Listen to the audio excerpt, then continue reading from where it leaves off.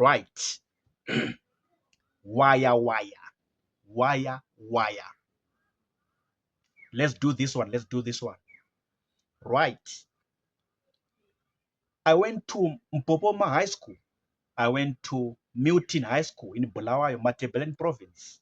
Milton High School, Mpopoma High School, Luveva High School, Muzilikazi, Sobukazi, Mtisile, Mgangwini, Mtumbani, Mkandeni.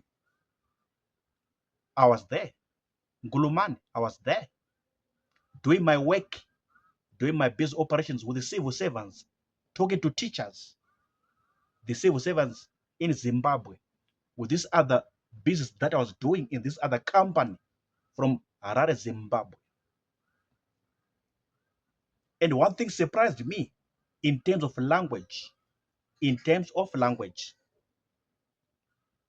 Of course, I'm not good in Ndebele language. Ndebele language, I'm not that good. But I can say something. I can go a mile. I can go maybe 2 miles speaking Ndebele language. But my other group members, team members, were not able to communicate in Ndebele language. Whenever they were using Shona, these teachers, male teachers, female teachers, they were behaving in another way. They start to twist their faces, turn their heads. They start to frown their faces. I'm like, what?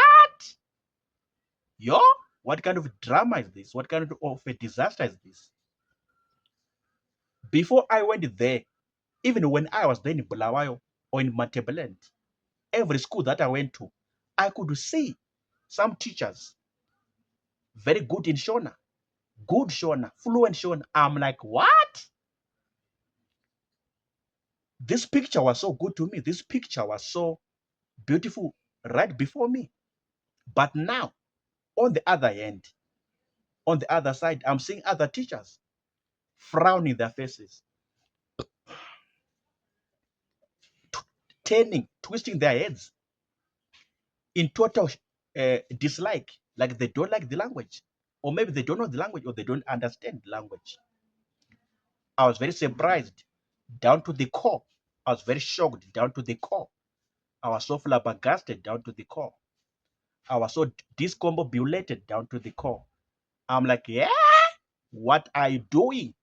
What's happening here? What is this? Am I going to survive here? Are these team members of mine, are these group members of mine going to survive in this environment? People frowning their faces, people turning and twisting their heads, turning and twisting their faces. Yo, because of Shona language. Aibo. I'm like, what?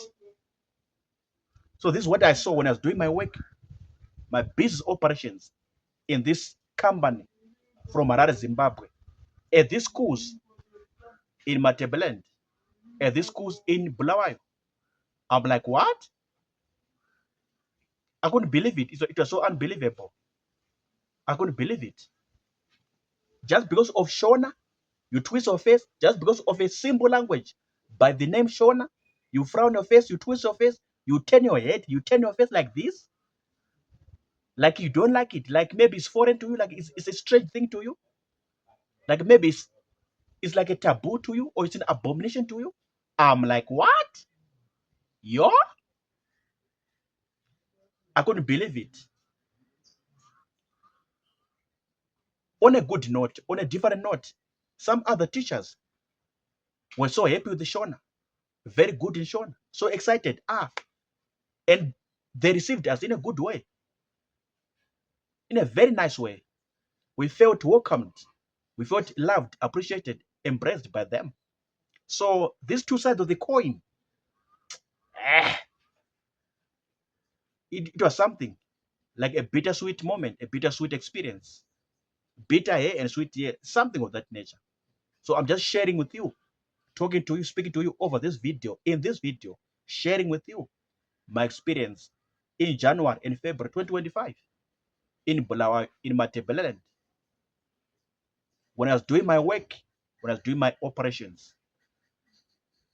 Ndebele and Shona, what do you say? Ndebele people in Shona, What are your comments? What are your comments?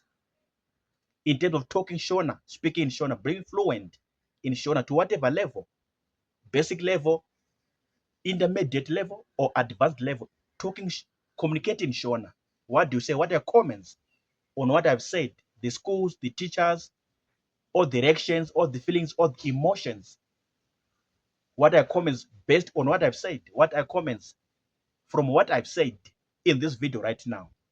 Type or write in the comment section, comment box. I'll check them out.